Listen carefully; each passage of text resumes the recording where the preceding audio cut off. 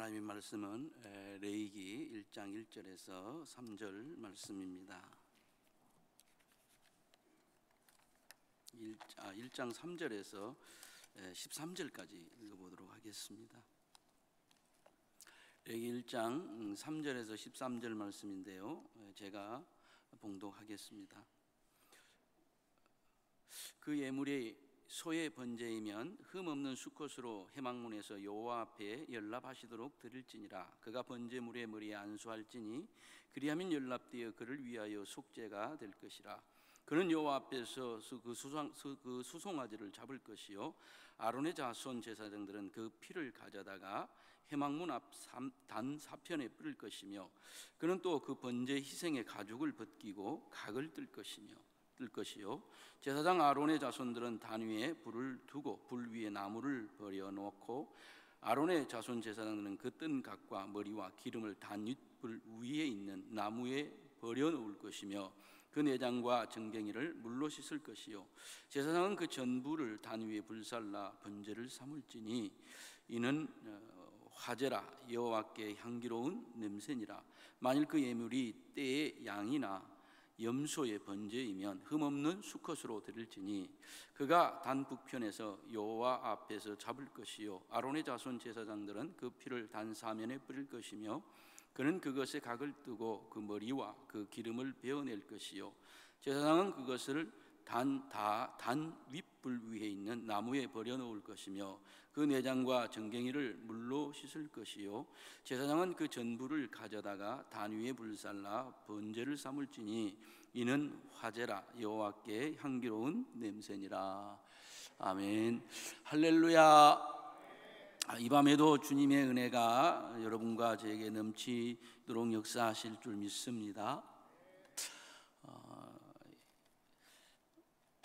오늘날 우리가 예배를 드린다는 것이 하나님 앞에 얼마나 큰 복을 받은 사람들인가 하는 것을 인식하고 이 자리에 예배를 드리러 나오는 사람들이 얼마나 될까 하는 생각들을 곰곰이 해볼 때가 많습니다. 어쩔 수 없이 우리가 여러 가지 이유들로 인해서 이 자리를 앉아 있는 것인지, 아니면 내가 이 자리에 나와 있는 것이 하나님이 내게 베풀어 주신 은혜고 축복이고 행복의 자리인지, 여러분이 어쩔 수 없이 와 있다라고 생각하시는 분은 아멘 해보세요. 내가 이 자리가 축복된 자리고 은혜의 자리고 복받은 자리고 행복의 자리고 즐거움의 자리라고 생각하시는 분은 아멘 해보십시오. 정말로 그렇게 되기를 소망합니다.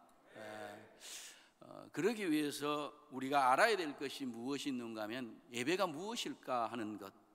그런데 예배가 무엇인지도 우리가 모르고 예배의 자리에 와 있을 때가 참 많다는 사실입니다. 그래서 오늘 구약의 복음서라고 할 수 있을 만한, 구약의 아주 중요한, 모든 성경이 다 중요하지만 그 중에서도 더욱더 어렵다고 이야기할까요? 아니면은 졸립다고 이야기할까요? 성경을 보다 보면 그래도 이게 졸립지 않고 신나게 보는데 꼭 이 고개에 오면은 그냥 좁니다. 그게 첫 번째 고개가 레위기입니다. 대부분 그럴 거예요 아마. 그래서 이게 뭔 말이야, 봐도 뭔 말이고 그게 그거 같고 왜 이게 그걸 똑같은 말을 자꾸 번복을 시켜놨을까 할 만큼 힘든 성경 중에 하나가 레위기입니다. 근데 그 레위기가 어떻게 보면 구약의 복음서라 할 만큼 아주 중요한 성경입니다. 그런데 이 레위기가 우리가 오늘날 드리는 예배하고 아주 밀접한 관계가 있다는 사실입니다. 그래서 레위기를 제대로 우리가 소화하고 이해한다면 예배가 달라질 줄 믿습니다. 그리고 우리의 삶도 달라지겠지요. 왜냐하면 우리는 그걸 구분짓는 것이 있는데 예배, 삶. 그런데 저는 성경 전체를 쭉 보면서 느껴지는, 오늘 나중에도 이야기하겠습니다만은 예배와 삶은 나누어지는 것이 아니고 같은 선상에 있다라고 이야기를 할 수 있습니다. 그래서 우리가 교회에서 드려지는 이 예배가 공적인 예배라고 하면 우리가 우리의 삶의 현장에서 드리는 그 예배도 그 공적인 예배의 연장선상에서 드려지는 삶의 예배라는 것을 기억하시기를 바랍니다. 근데 이 두 예배가 항상 왼쪽 발 오른발 좀 같이 이렇게 균형을 잡고 걸어가야 되는 거죠. 어느 하나가 무너져도 따라서 무너지게 될 수밖에 없어요. 그래서 공적인 예배가 무너져도 삶의 예배가 무너질 수가 있고, 삶의 예배가 무너져도 공적인 예배가 무너지게 돼 있는 거예요. 그런데 이것을 목사님이 회복하려면 어떻게 해야 될까요? 근데 성경을 쭉 읽다 보면 반드시 회복의 순서가 있는데, 삶의 예배를 회복하려고 아무리 발버둥 쳐도 공적인 예배가 회복되지 아니하면 회복이 안 된다는 사실입니다. 그래서 끊임없이 성경의 구약에서 이스라엘 백성들이 이 삶의 예배가 무너지고 내렸을 때 하나님 앞에 나와 항상 하는 일이 있었습니다. 하나님의 성막으로 나와 성전으로 나와서 제사하는 일이었죠. 그 제사를 통해서 공적으로 회복되어질 때 삶의 예배, 사적인 예배도 회복되어질 줄 믿습니다. 물론 저절로 회복되어지는 것은 아니죠. 그러니까 우리의 삶이 항상 이원론적 사고를 가지고 살면은 절대로 이거는 안 되는 이야기입니다.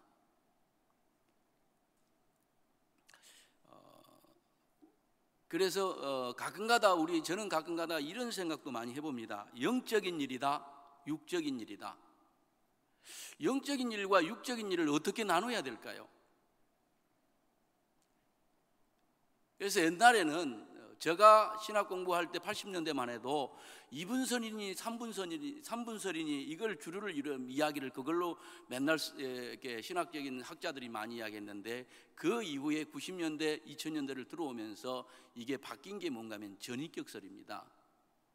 사람을 영적인 부분, 3분서로 영, 육, 혼으로 나누지 마라. 어떻게 나누냐는 거예요.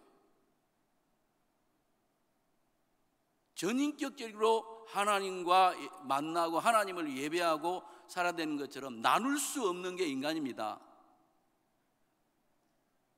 여러분, 영혼이 죽으니까 육체도 죽어가는 거예요. 죽은 육체 위에 영혼이 있을 수가 없지요. 하나입니다. 나누려고 하는데 문제가 생겨지는 거예요. 결국은 뭔가 하면 우리가 우리의 삶과 예배를 나누게 되면 실패합니다. 나누면 안 됩니다. 하나예요. 자, 그러려고 하면 우리는 예배가 무엇인가를 좀 이해를 해야 되는데, 제가 수요일에 목사님 자리를 비실 때마다 요즘에는 이제 이 제사론에 대해서 조금 이야기를 하고 있습니다. 그런데 저번에 목사님이 오전에는 우리가 이 컨퍼런스에서 저녁에 이 본문을 가지고 이제 설교를 간략하게 했는데 오전에는 하지를 못했어요. 그래서 이걸 다시 한 번 더 해야 되겠다는 생각을 갖고 있었는데, 이 레위기에 있어서는 그 제사에 대해서 이야기를 하고 있는데, 구약에는 제사를 드렸다고 하면 신약에는 이 제사를 안 드립니다. 그럼 신약에는 뭘 드립니까? 영적인 예배를, 영적 제사인 예배를 드립니다. 그러니까 구약의 제사와 오늘날의 예배가 동일선상에 있다는 거죠. 그러려고 하면 구약의 제사를 이해한다는 것이 상당히 중요합니다.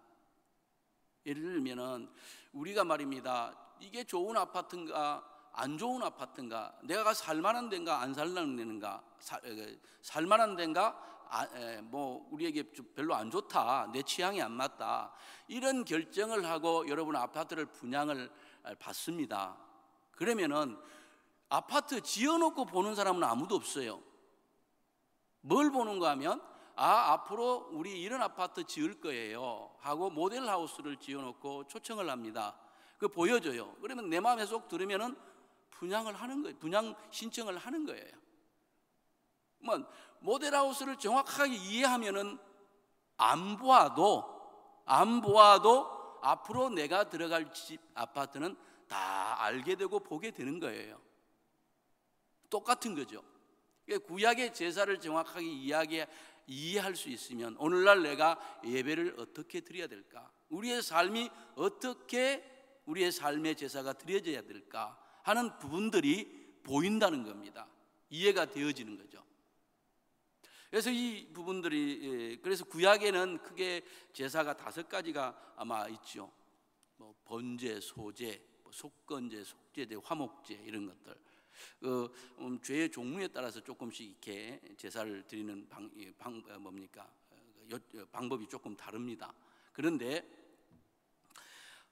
이처럼 이스라엘 백성들이 구약에 지내왔던 제사를 성경에 예수님이 보니까 그 신약에는 제사로 예배로 바뀌었는데 이게 언제 바뀌었느냐는 거예요. 언제?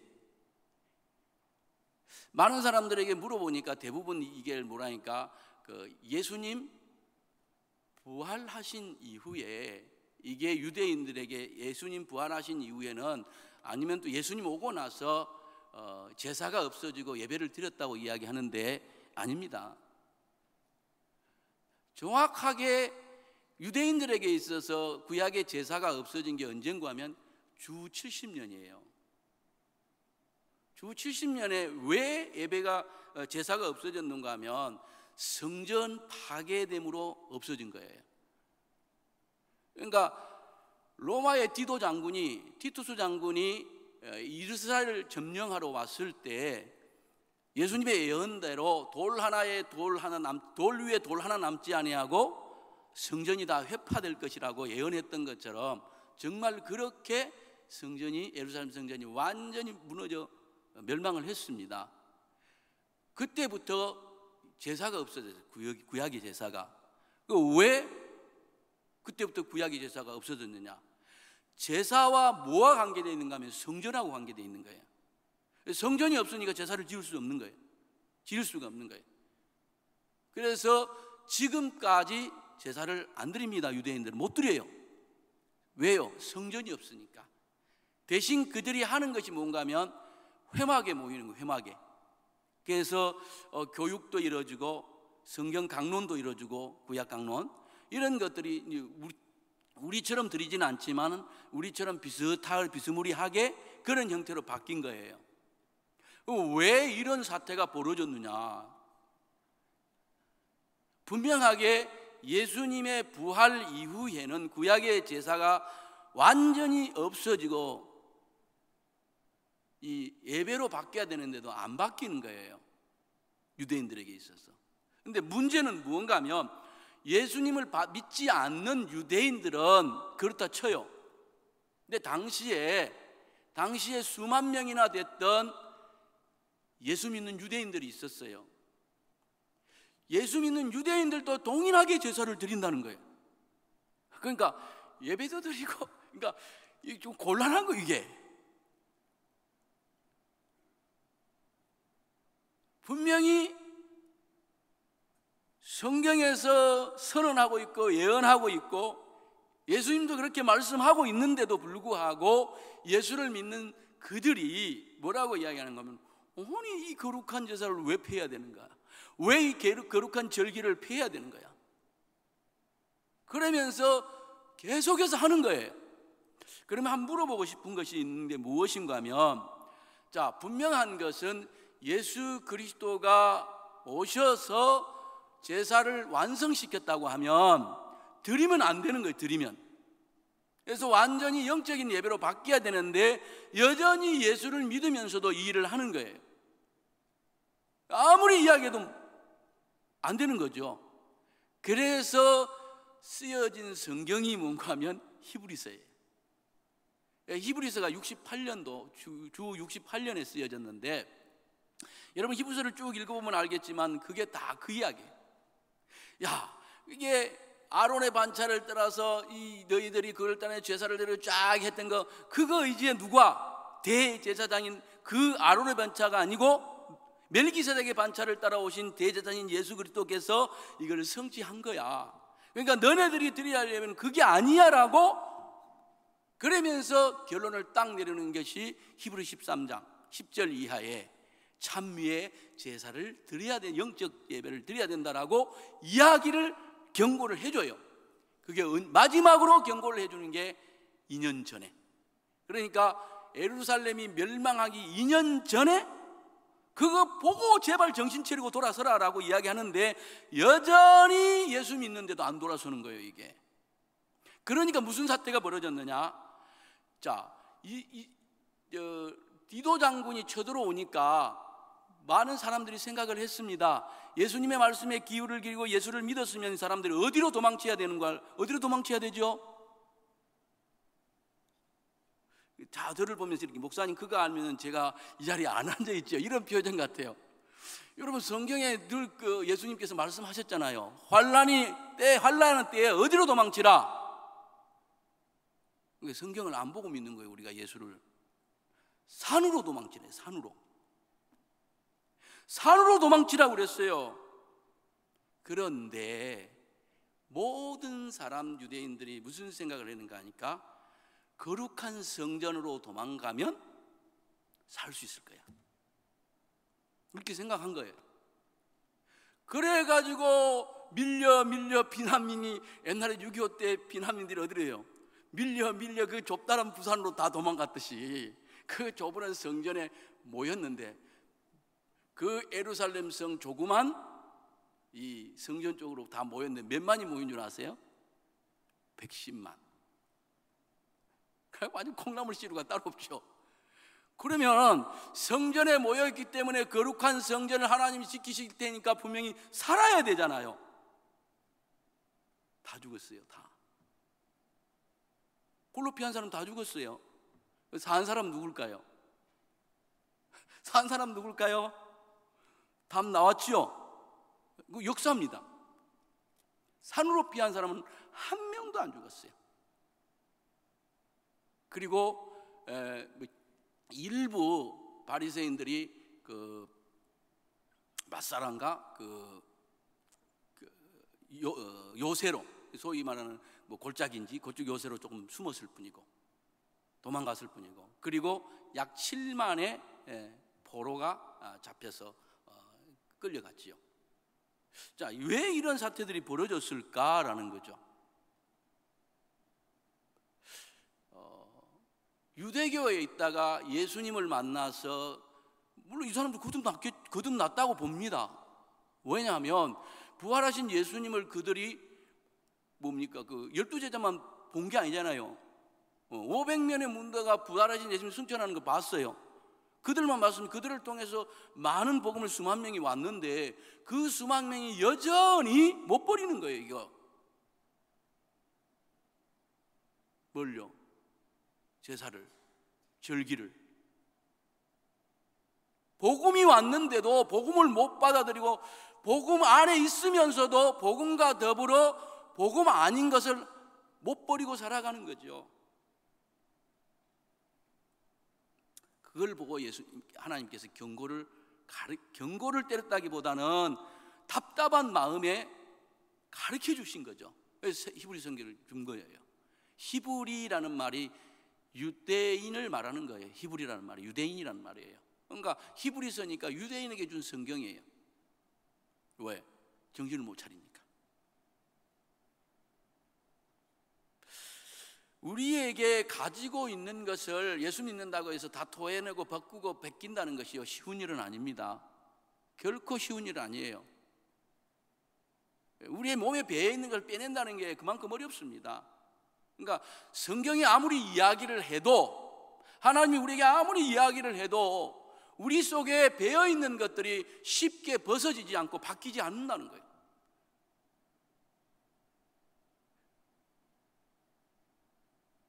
그래서 우리가 늘 어디에 귀를 기울여야 되는가 하면 하나님의 말씀에 귀를 기울여야 될 줄 믿습니다. 그러니까 우리가 우리를 바꾸는 게 아닙니다. 내가 나를 바꾸는 것이 아니라 하나님의 말씀이 저와 여러분을 바꿔내는 줄 믿습니다. 성경은 하나님의 말씀은 능력이 있다고 그랬어요. 하나님의 말씀이 능력이 있다는 말은 뭔가? 하나님의 말씀은 하나님의 인격입니다. 하나님 이꼴 하나님의 말씀 동일시하는 거예요. 이 말은 하나님과 하나님의 말씀이 하나님의 인격이라는 것을 똑같이 이야기하는 거예요. 그렇기 때문에 하나님의 말씀은 인간 속에 들어오면 하나님의 인격이 우리 속에 들어오는 것 같은 거예요. 그래서 우리의 영혼과 우리의 삶과 우리의 생각과 모든 것을 바꿔내는 거예요. 내 힘으로 바꾸려고 안 되잖아요.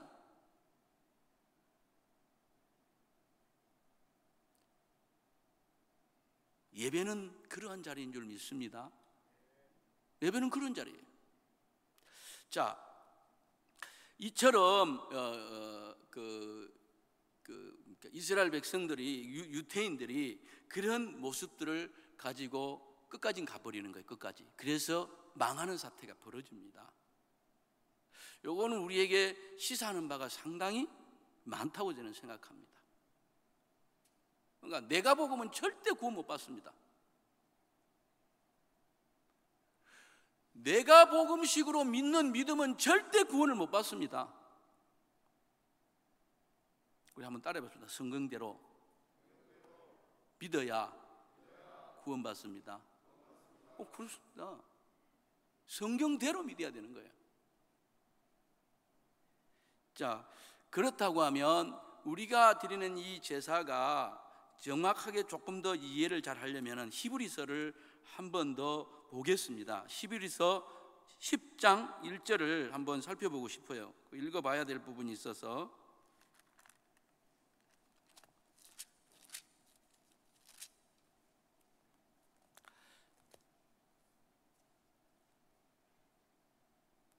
제가 읽겠습니다. 율법은 장차 오는 좋은 일의 그림자요 참 형상이 아니므로 해마다 늘 드리는 바 같은 제사로는 나오는 자들을 언제든지 온전케 할 수 없느니라. 여기 율법은 무엇을 말하는가 하면 쭉 문맥을 살펴보면 제사, 절기 이런 것들, 구약의 율법이 가장 핵심적인 게 제사와 율법입니다. 제사와 절기 같은 것들. 그래서 이걸 끝까지 못 버리는 거예요. 자, 그런 것들은 뭔가 하니까 실제가 아니고 장차 오는 좋은 일의 뭐라고 하니 그림자요 모형이다. 이렇게 성경은 우리에게 이야기를 해주고 있는 거예요. 그러면 구약의 이런 제사나 절기, 율법에서 이야기하고 있는 이 절기와 제사가 어떤 모형이고 그림자라고 하면 좋은 일. 그럼 좋은 일이 뭘까라는 거예요. 좋은 일이 장차 올 좋은 일에 대해서 쭉 이야기하고 있습니다. 그게 뭐를 이야기하는 거냐면 히브리서 10장 1절 9장에 보면은 예수 그리스도에 대해서 이야기합니다. 그러니까 장차 올 좋은 일은 뭔가 하면 예수 그리스도에 대한 이야기를 하고 있다는 거예요. 특별히 예수 그리스도의 구속의 이야기. 그러니까 이러한 절기라든지 제사는 예수 그리스도의 모형인 거예요. 예수 그리스도가 와서 우리에게 베푸실 구속의 사건에 대해서 자세히 보여주는 것이 그거예요. 그러니까 그것을 보면 가장 쉽게 아하, 예수가 어떤 분이구나, 예수가 나를 왜 무엇을 하시는구나 라는 것에 대해서 보여주는 게 이게 제사라는 겁니다. 그러니까 레위기를 거듭나게 돼, 정말로 은혜 받고 거듭나게 되면 레위기가 보이게 돼 있어요.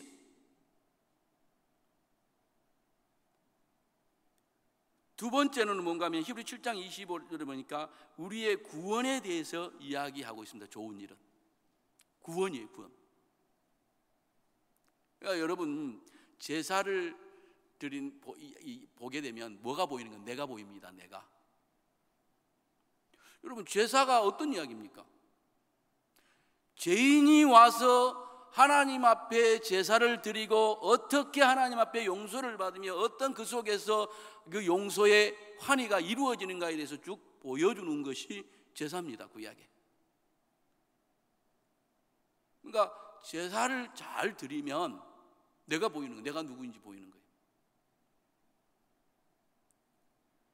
예배를 거꾸로 이야기하면 잘 드리면 누가 보여요? 내가 보이는 거예요. 첫째로는 예수 그리스도가 보이는 거예요. 두 번째로는 뭡니까? 그것을 통한 우리의 구원이 보이는 거예요. 우리의 구원. 우리의 구원이 보이려면 내가 보여야 되는 거예요. 내가.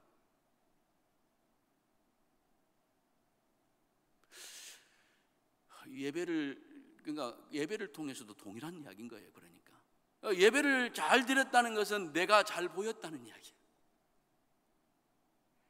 예배를 잘 드렸다는 이야기는 내가 엄청난 축복이 막 쏟아지더라고. 이걸 보는 게 아니고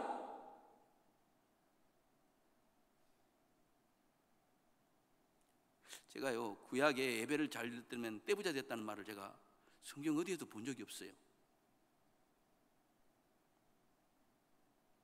제사를 잘 드렸더만 구약 어디에서도 제사를 잘 드렸더만 엄청나게 출세했다는 말을 못 봤어요.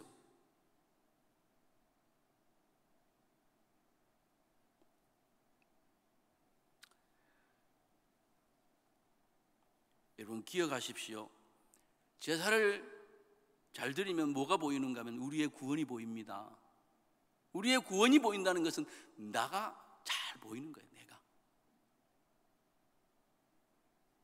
그 다음에 장차 좋은 일은 신약에 세워질 교회의 예배인데, 교회입니다. 핵심은 교회.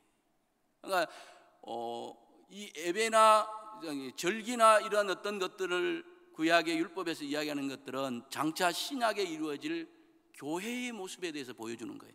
교회의 가장 핵심은 뭡니까? 예배입니다. 교회의 가장 중요한 예배입니다. 근데 어쨌든 간 교회에 대해서 성경의 이것들은, 그러니까 여러분 오늘날 교회를 제대로 보려고 하면 뭘 봐야 돼, 이해를 해야 되는가 하면 제사의 모습, 절기의 모습만 잘 이해하면 아하, 교회는 이런 것이로구나, 교회가 이렇게 가야 되는구나, 이게 보이는 거예요. 그리고 교회가 이런 식으로 세상에 나아가야 되는구나,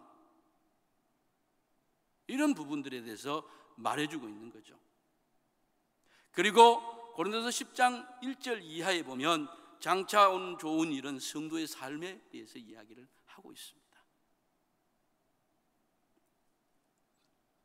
자, 구약에서 예언을 하고 있는데, 구약에서 언약의 말씀이 늘 우리에게 신약을 향해 예언하고 있었던 부분이, 키포인트가 네 가지의 예언이 있습니다. 네 가지의 예언인데, 첫째로는 뭔가 예수 그리스도입니다. 구약에 보면 예수 그리스도에 대해서 예언한 것이 50가지 이상이 있다고 합니다. 여러분 잘 알잖아요. 임마누엘 하실 예수 그리스도의 동정녀 탄생이라든지 베들레헴 탄생이라든지 뭐 이런 것들에 대한 예수 그리스도의 탄생에 대해서 이야기해 주는 것, 탄생뿐만 아니고 초림에 대한 이야기들이 많이. 그래서 예수 그리스도에 대한 예언이 구약의 가장 핵심 포인트. 두 번째 예언이 교회에 대한 예언입니다. 구약이요. 그래서 이 제사를 통해서 보면 교회가 보여요.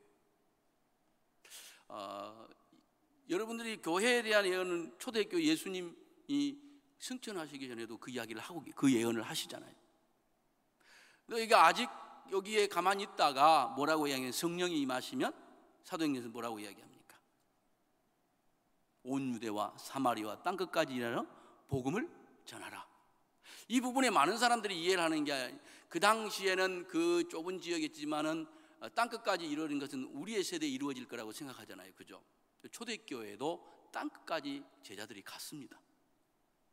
안 믿어지시죠? 오늘날 지금 요즘에, 그러니까 얼마 전에 1년 전인가 2년 전에 제가 잠시 보았던 것 중에 하나가 경상도 쪽에 도마가 간 흔적이 있습니다. 인도 사람하고 같이 왔다가. 그러니까 뭔가 하면 초대교회 당시에도 이 예언의 말씀을 따라서 제자들이 순종하려고 땅끝까지 가려고 했다는 거예요. 그래서 여러분 대표적인 것이 중국의 경고가 소위 말하는 옛날에 기독교죠. 근데 신라 선동여왕 때인가 그 도마가 왔다라고 그 흔적이 있는데, 그 흔적이 지금 유적이 발견됐는데 무엇인가 하면 도마의 동상이 있어요. 돌동상이 있는데 서양에 있는 모습이고, 옷은 아랍 사람, 옛날 당시에 그 아랍 사람들이 입었던 그런 저고리, 그런 형태. 그리고 밑에 뭐가 적혀 있는가 하면 히브리어로 뭐라고 적혀져 있어요. 히브리어 적혀 있는데, 이제 신학자 히브리어를 사람한테 이렇게 와 보니까 예수의 종 도마 이렇게 적었다든가 거기 적혀 있다는 거예요. 그게 저도 근데 기 때문에 그게 한번 가보려고 합니다. 가보려고 하는데 유적지로 이렇게 지금 되어 있다고 하는데 그런 흔적들이 있다라고 이야기합니다. 이 말은 확실한 것은 중국까지는 왔어요. 그러니까 경교가 생긴 거죠. 중국을 통해서 신라 시대에 넘어왔던 흔적, 그러니까 복음을 전하려고. 근데 여러분 그 당시에 이 예언이, 구약의 이 교회에 대한 예언이, 여러분 생각해 보십시오. 구약의 당시에 예언할 사도행전에서 이야기할 때 온 유대라고 이야기했을 때 그 유대는 얼마만큼 땅덩어리밖에 안 되는가 하면 오늘 경기도 땅덩어리밖에 안 됩니다. 오늘 경기도 땅덩어리밖에 안 되는데 그 당시에 자 예수님을 제대로 성령 받기 위해서 모여있던 사람이 몇 명이고 120명밖에 안 돼요. 그 120명이 뭐라고 생각했겠어요? 야, 이 온 유대도 힘들어. 그렇죠. 경기도 땅덩어리, 거기도 나가서 복음 전에 맞아 죽을까 봐 얼마나 힘들어했던 그런 사람들이 어떻게 온 땅 끝까지 가겠어요? 그런데 그런 예언을 해온 거예요. 근데 그 예언대로 그들이 인도를 넘어서 중국을 넘어서 신라까지 땅끝까지 가려고 애를 썼다는 이런 예언들이 교회에 대한, 이게 교회에 대한 예언이에요. 그게 그런 예언들이 구약에, 그러니까 그거는 이제 그 사도행전에 대해서 이야기하겠지만은 이방들이 몰려올 것에 대한 예언들, 이런 예언들이 다 교회에 대한 이야기. 그 다음에 구약의 예언의 한 키포인트는 성전 멸망입니다. 뭔가 하니까 그래서 예수님이 와가지고도 마지막에 다시 예언하지요. 돌 위에 돌 하나도 남지 않고 다 무너질 거다. 근데 돌 위에 돌 하나도 어떻게 남지 않고, 돌이 이게 뭐 위에 세워지는 게 조그만 돌이 아닙니다. 어마어마하게 큰 돈이에요. 뭐 1톤 이렇게 나가는 거. 그걸 다 어떻게 부수냐는 거예요, 사람이. 근데 부쉈어요. 없어요. 그래서 근데 왜 그렇게 부쉈는가 하면 그 성전을 지을 때 돌과 돌 사이에 뭘 넣는 그물로 이어놓은 그물, 황금을 이어놓으니까 1톤이 아니라 10톤이라도 박살을 내가지고 금덩어리를 다 떼간 거예요. 그 금덩어리를 다 떼가기 위해서 뭐 한 거예요? 성전을 완전 회파시켜버린 거예요. 그리고 심지어는 사실 그 정도가 아니죠. 성전 멸망을 했을 때 참 비참한 유대인들이 많이, 그때는 거기에다가 돼지피를 뿌리고 그런 이방의 축제의 어떤 이거 뭡니까? 그 제사를 드리는 이런 가증한 일들이 벌어졌어요. 왜 그런 사태가 벌어졌겠습니까? 말해도 안 들어먹으니까. 그 다음에 하나, 네 번째가 종말 예언입니다. 그래서 구약에서 종말 예언, 그것들을 신약에서 다시 이렇게 추스리고 있지 않았습니까? 이러한 모든 것들이, 자, 그런 예언들, 이런 키포인트들이 있는데, 이 모든 것들이 결국에 보면은 여러분 아까 얘기한 교회가 두 번째예요. 교회가 구약에서 여러분 교회에 대해서 이야기 안 하는 것으로 착각하는데 그렇지 않습니다. 구약에서 예언의 키포인트 중에 하나가 교회라는 거예요. 그러니까 장차 오는 좋은 일이 뭐예요? 교회에 대한 이야기예요. 교회에 대한. 그러니까 제사를 제대로 드리면은 뭐 하는 거예요? 교회가 보이는 거예요. 그러니까 예배를 잘 드리면 어떻게 되는 거예요? 거꾸로 오늘날로 접대서 이야기하면 교회의 모습이 어때야 되는가? 교회에 갈 방향? 이런 것들 보이는 거죠. 진단도 보이는 거예요. 아, 이게 교회로구나 하는 것들이.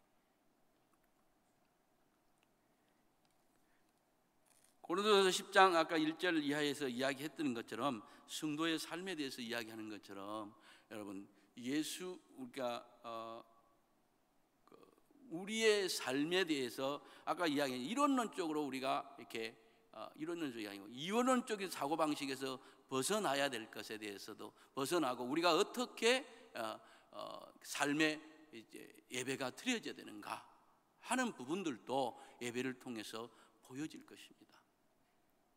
이렇게 이러한 것들이 제사를 이해했을 때 잘 오게 되는 거예요. 그래서 이게 제사론을 한번 잘 소화하는 것, 레위기를 잘 소화하는 것은 아주 중요합니다. 그런데 레위기를 보면 참 와요. 잠 안 오시는 분 하면 아멘 해보십시오. 예. 딱 한 분 대답했어요. 한 분. 그러니까 사실 구약을 볼 때 이 고개가 있는데 가장 첫 번째 고개가 만난 게 레위기 고개가 맞습니다. 그래서 창세기는 재밌잖아요, 그죠? 출애굽기까지 뭐 쭉 건데 레위기 오면은 뭐야 이렇게 되는 게 대부분이에요. 민수기에 다시 한번 겪어갑니다. 민수기도 보면은 뭐 자손에 대한 나하고 내 자손하고 뭔 상관이 있어? 근데 가장 중요한 거예요. 자, 그런데 이 예언 중에 하나는 것이 뭔가 성전이 무너져야 된다는 거. 성전이 무너졌습니다. 왜 무너졌는가 한번 생각해 보십시오. 그래서 무너지지 않고 놔두니까 사람들이 못 버리는 거예요. 예수를 믿는데도. 그래서 이 원래의 성전의 개념이 신약에서는 공간적인 개념에서 관계적인 개념으로 바뀌잖아요. 뭐라고 이야기하는 거예요? 옛날에는 그래서 제사를 드려야 할 장소는 반드시 성전입니다. 성전에서만 제사를 드릴 수 있어요. 그러니까 성전을 무너뜨려 버리니까 제사를 드릴 수가 없는 거예요. 그런데 오늘날 예수님께서 뭐라고 이야기합니까? 두 사람 이상 모인 곳에 내가 함께 하겠다면서 우리의 마음속에 성령이 임하시면 우리에게 몸이 성전이다. 이게 다시 이야기하면요, 사람이 성전이 돼버린 거예요. 두 사람 이상이 모이면 성전이 되는 거예요. 그게 뭐예요? 교회잖아요. 장소적인 개념이 바뀌는 거예요. 그러니까 우리가 이렇게 예배하러 모이면 그게 성전이에요.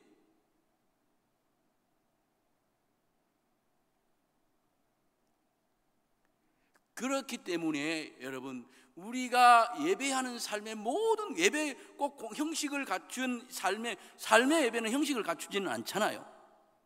무엇을 이야기하는가 하면 공적인 예배 속에서, 제사 속에서 이루어지는 그 모든 내용의 흐름이 우리의 삶에 흘러가야 되는 거죠. 그게 삶의 예배입니다. 그런 것들이 뭐예요? 제사 속에서 다 보여지는 거예요. 예배 속에서 다 이루어지는 거예요. 그래서 레위기가 제대로 거듭나면 보이기 시작하는 거예요. 그 중에 하나가 이제 살펴보면 번제라는 거예요.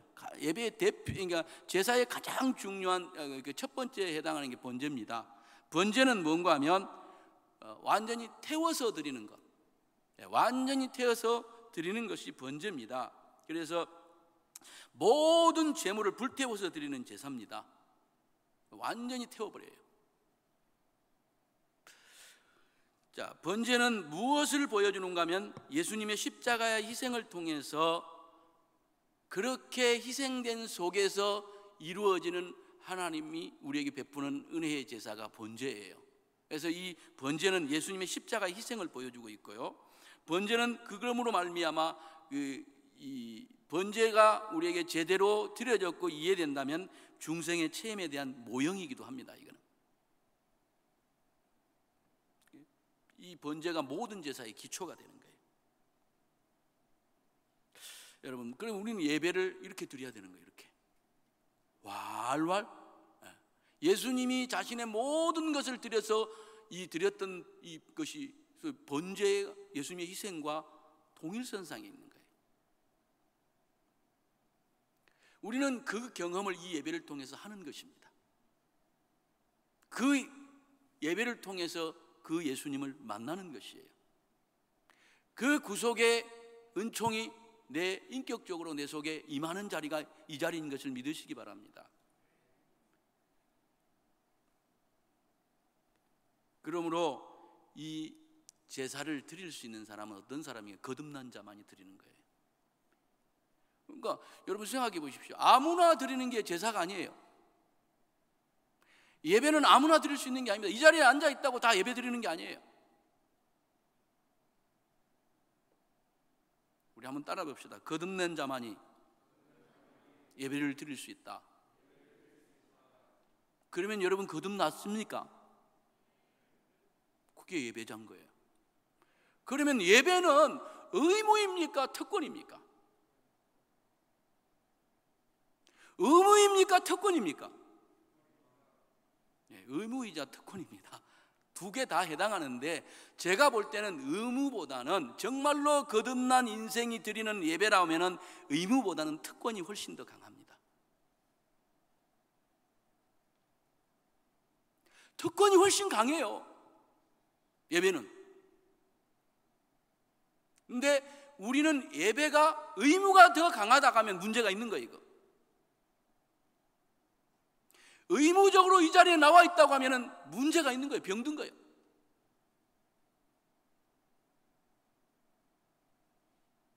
내가 특별히 누리는 권리가 예배라는 것을 체험되어지기를 진심으로 소망합니다.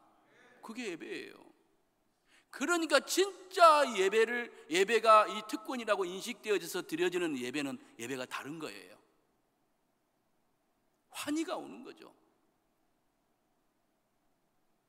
그 사람이 예배 속에서 하나님을 만나는 줄 믿습니다.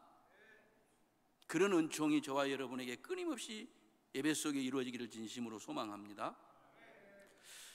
그러므로 거듭나지 않으면 하나님의 나라를 볼 수도 없고 들어갈 수도 없다는 말은 이와 같은 거예요. 그러니까 삶도 동일한 거죠. 삶도. 그런 예배를 드리는 사람이, 공적인 예배를 드리는 사람들이 삶이 어찌 되겠어요? 그대로 그 삶, 예배를 가지고 가는 거예요.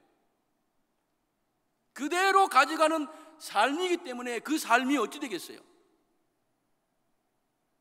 다를 수밖에 없는 거예요. 어쩔 수 없이 사는 인생이 아니라, 살아갈 수밖에 없게 사는 것이 아니라, 그래서 바울이 감옥에 갇혀서 내일 죽을 선언을 받았는데도 불구하고 노래가 나오는 거예요. 그래서 이런 사람들을 성경이 뭐라고 이야기합니까? 세상이 감당하지 못할 사람. 예배자는 세상이 감당을 못해요. 예배의 진정한 성공을 이룬 사람은 세상이 못 감당해요. 무서워요. 내가 세상을 무서워할 게 아니라 세상이 나를 무서워해야 되는 것이죠. 그런 예배자 되기를 진심으로 소망합니다. 히브리서 레위기 오늘 본문의 4절에 보면은 이렇게 말합니다. 그가 번제물의 머리에 안수할지니 그리하면 연락되어 그를 위하여 속죄가 될 것이라. 제물에 안수한다 4절에 봅니다. 이 안수한다는 것은 이제 제물을 가져옵니다. 번제를 드리게 제물을 가져오면 제사장이 거기에 안수합니다. 안수를 하는 것은 뭘 하면은 이 제물을 가져와서 제사를 드려야 할 대상자의 이 왜 가져가면 이 사람이 갖고 있는 죄를 이 짐승에게 옮기는 거예요. 옮겨. 이걸 전가시킨다 이런 거예요. 옮겨 가지고 뭔가 좀 억울하기는 억울할 것 같아요. 그게 나라고 한번 생각해 보시면 나 전혀 죄 안 짓는데 저 사람 지은 죄를 갖다 다 옮겨가 나한테 네 죄냐? 옮겨버리는 거예요. 엄청 억울할 것 같아요. 그런데 항의를 못 하는 거예요. 이게 양이 염소나 양이 항의를 못 해요. 그냥 뒤집어 쓰고 가는 거예요. 그래서 죄를 전가시키는 의미입니다. 그러니까 이 사람의 죄를 이 짐승에게 전가시키면 이 죄가 뭐 하는 거예요? 이 사람의 죄가 없어지는 거예요. 이걸 속죄라고. 이 사람이 대신 이 자신의 이 양의 목숨으로 이 사람의 속전을 치르는 거예요. 그러니까 우리가 드리는 예배는 예수께서 우리가 진 죄악을 예수님한테 다 전가시켰던 거기에 대한 감사의 예배인 거예요. 노래가 나올 수밖에 없죠.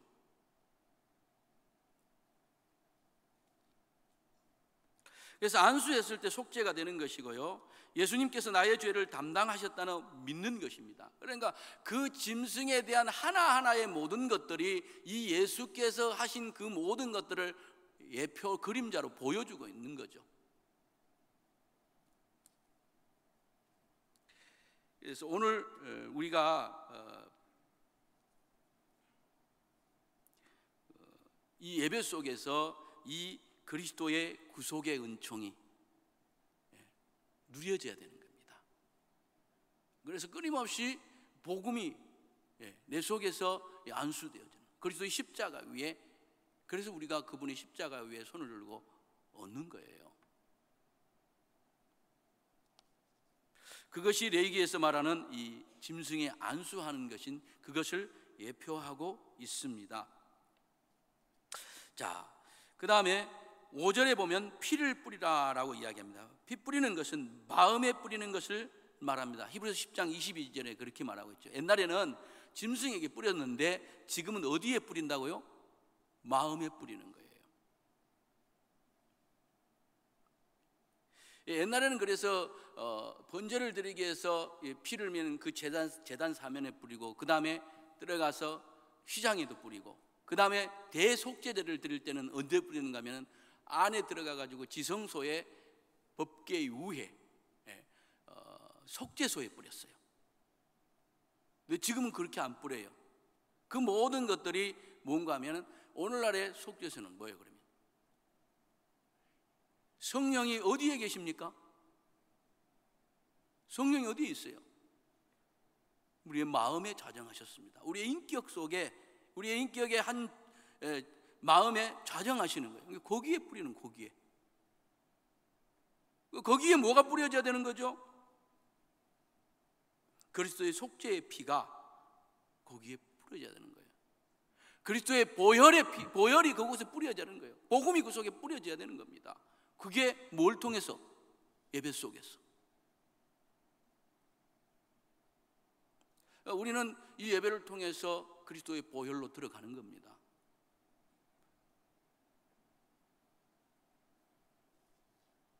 (6절에는) 뭐에 대해서 이야기하는가 하면 이렇게 말합니다. 그는 또 그 번제 희생의 가죽을 벗기고 각을 뜰 것이며, 가죽을 벗기고 각을 뜬다.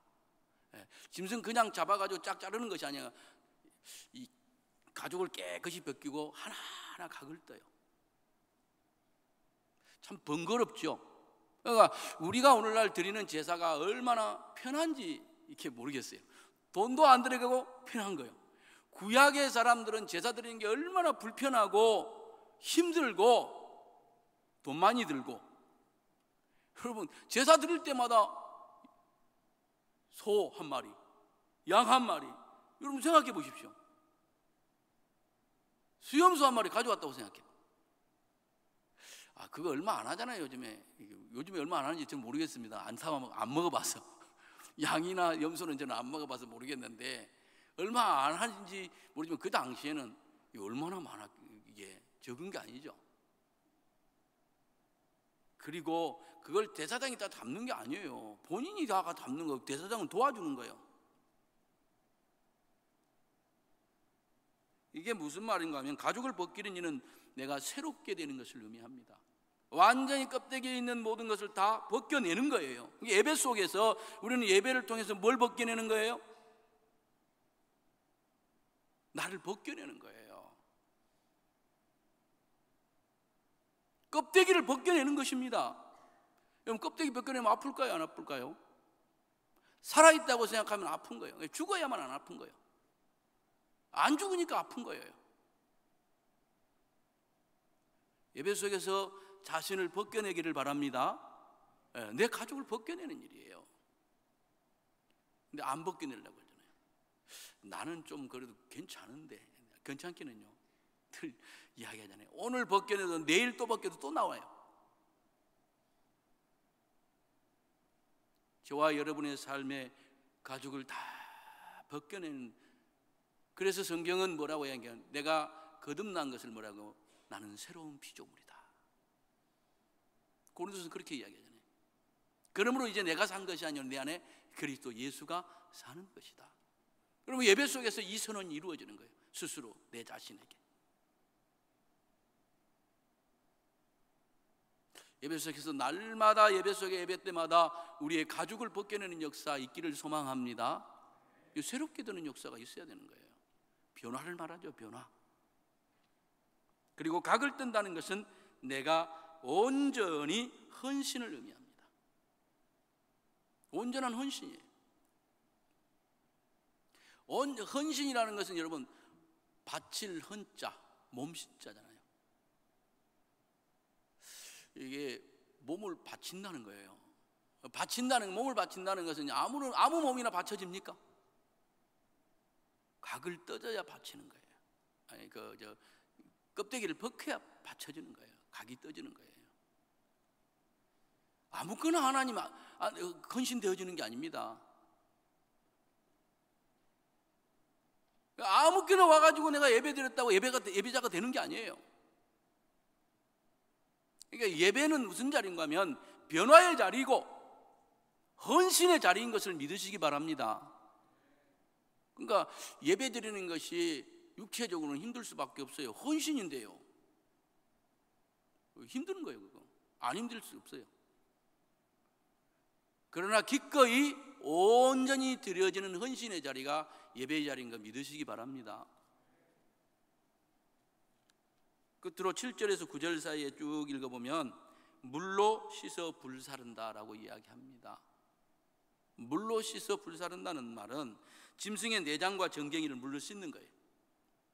그러니까 내장에 다 물로 씻어내는 겁니다. 정갱이에게 얼마나 많이 더러운 것이 묻어 있겠어요. 다 씻어내는 거예요. 예배 속에서 이와 같이 우리가 씻음을 받는 거예요. 씻음을 씻어내야 되는 거예요. 예배 속에서요. 우리의 삶이 씻어져야 되는 거예요. 우리의 영혼이 씻어져야 되는 거예요. 우리의 인격이 씻어져야 되는 거예요. 뭘로요? 물로. 그럼 이 물은 무엇을 말합니까? 신약에서는 이 물은 뭡니까? 우리 아까 얘기처럼 구약에는 물로 제사드린 제물을 씻었다면 신약은 예배 속에서 우리의 삶을 씻어내는 것은 뭘로 씻어냅니까? 하나님의 말씀인 거예요. 이게 물과 성령을 하는데 이 물은 하나님의 말씀이 진리의 말씀인 거예요. 그러니까 하나님의 말씀으로 내 삶이 씻겨지는 거죠. 하나님의 말씀으로 내 인격이 씻겨져야 되는 거예요. 하나님의 말씀으로 내 더러운 성질이 씻겨져야 되는 거예요. 왜 더러운 성질이 안 씻겨진 줄 아십니까? 말씀이 안 들어오니까요. 내가 나를 씻는 게 아니에요. 물이신 하나님의 말씀이 들어와야 씻어지는 거예요. 그러니까 말씀이 안 들어오면 죽었다 해도 안 씻어지는 거예요. 이 말은 뭐예요? 안 바뀌는 거예요. 그래서요. 예배 속에서 우리는 당연히 이 은혜가 임해야 되는 자리인 것입니다. 그래서 짐승의 내장과 정경이가 물로 씻어지듯이 하나님의 말씀을 통해서 씻어지기 때문에 예수를 몰랐던 사람도 그 자리에 와서 중생이 이루어지는 거예요. 거듭나는 역사가 일어나는 이유가 하나님 말씀이 들어오기 때문에, 씻어지기 때문에 그러는 거예요. 중생 받은 자도 이 예배의 자리에 하나님의 말씀이 내 속에 내 영혼을 씻어내고 내 마음을 씻어내고 내 삶을 씻어낼 때 뭐가 오는 거예요? 진짜 회개가, 진짜 뭡니까? 한 번 있는 회개 말고, 회심 말고 제대로 된 회개가 일어나니까 내 삶의 변화가 오는 거예요. 예배드리는 자세가 달라지는 거예요. 마음이 달라지는 거예요. 불로 사른다는 말은 오늘날 이야기하면 불로 사른 거잖아요. 불로 사른다는 것은 불로 사를 때 다 태워져서 하나님께 올라가는 거예요. 성령을 말하는 겁니다. 그래서 하나님의 말씀과 성령의 예배 속에서 우리에게 임할 때 그 예배가 온전히 살라져서 하나님께 드려지는 줄 믿습니다. 이게 예배예요. 그런 예배에 대해서 지금 레위기에서 번제를 통해서 쫙 보여주고 있는 거예요.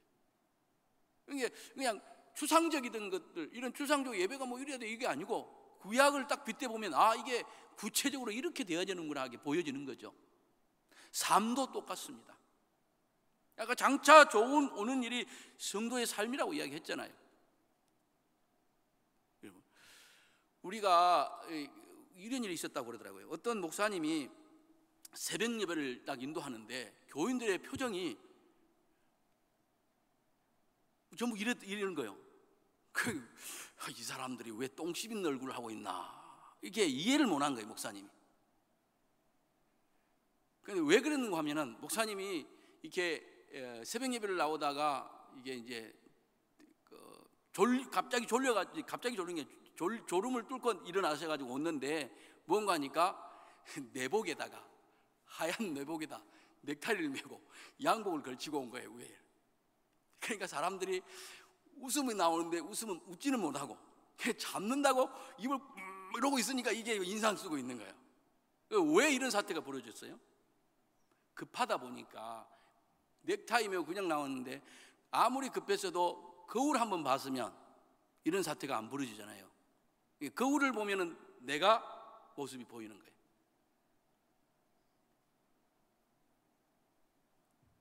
여러분, 구약은 소위 율법은 그와 같은 역할을 한다라는 거예요. 율법은 이와 같이 거울과 같아서 비춰보면 내가 보여요. 그 율법을 통해서 구원을 얻는 것이 아니고 그 율법을 통해서 내가 보이는 거예요. 그러면 안 되는 거구나. 그러니까 이들이 망했구나. 이러면 구원을 못 받는구나. 이렇게 구원받은 사람이 이렇게 제사를 드리는구나. 이게 다 보이는 거예요. 그러니까 덮어놓고 예배를 드려도 안 되고 덮어놓고 예수를 믿어도 안 되는 거예요. 이게 내가 아는 만큼, 이야기하셨잖아요. 아는 만큼 할 수 있는 거, 드릴 수 있는 거예요. 그러니까 예수쟁이는 죽으나 사나 뭐하고 씨름해야 되는 거 아닙니까? 뭐하고 씨름해야 되겠어요? 하나님의 말씀과 씨름해야 되는 거예요. 하나님의 말씀 속에 내가 볼 수 있게끔 돼 있고 하나님을 알 수 있게끔 해놨고 예배를 볼 수 있게끔 했고 교회가 가야 할 방향을 보여주고 있고 오늘 우리 교회의 모습이 어떤가를 볼 수 있고 그러면 다 보이지. 내복만 입고 있네. 큰일 났네. 다시 와이셔츠를 입고 넥타이를 매는 거예요. 내가 지금 삶이 이래가지고 안 되네. 고쳐되는 거예요. 이거 지저분하네. 이거 때를 벗겨야 되겠네. 그래서 여러분, 우리가 더 예배를 잘 드리고 제대로 예배를 드리려면 구약의 제사를 아는 것이 중요합니다. 내기를 이해하는 것이 얼마나 복음인지 모릅니다. 물론 성경은 창세기부터 계시록까지 사실요 뭔가 하면 중요하지 않은 게 하나도 없습니다. 그런데 그 중요한 것 중에 구약에서도 레위가 엄청 중요하다는 거예요. 대부분요 이 구약 하나님의 백성에 대한 이야기가 민수기잖아요. 백성 민자, 그 백성 수에 대해서 이야기하는 것이니까. 그리고 레위기는 제사에 대한 이야기예요. 이 제사는 거룩과 관계되어 있어. 하나님의 백성이 하나님의 백성의 모습을, 하나님의 자녀가 하나님의 자녀의 모습을 입고 어떻게 회복해야 되는 것이 레위기에 되어 있는 거잖아요. 그게 복음이에요. 그걸 덮어놓고 어떻게 예배를 드릴 수 있겠어요? 그래서 하나님의 말씀으로 돌아가서 중요한 이러한 것들을 우리의 삶 속에 이루어가는 저와 여러분 되기를 진심으로 소망합니다. 예배를 제대로 드리는 저와 여러분 되기를 진심으로 소망합니다. 기도하겠습니다. 거룩하신 하나님 아버지, 우리를 범죄한 우리를 그대로 버려두지 아니하시고 복음을 주셔서 구원을 얻게 하시고 자유를 얻게 하시며 소망을 갖게 하신 하나님 아버지, 오늘날 우리에게 이와 같은 은혜를 베풀어 주셨는데 이것이 얼마나 누릴 수 있는 특권이고 행복이고 은혜의 자리인 줄 모르고 어쩔 수 없이 나와 드려야 하는 드릴 수밖에 없는 자리가 아니기를 소망합니다. 그러기 위해 주님 예배가 무엇인지 제사에 대해서 오늘 번제에 대해서 살펴보았습니다. 다시 한 번 더 우리가 구체적으로 주의 말씀을 익히고 배워서 제대로 예배자로 승리할 수 있도록 은혜 베풀어 주옵소서. 감사드리며 또 예수 이름으로 기도드립니다. 아멘.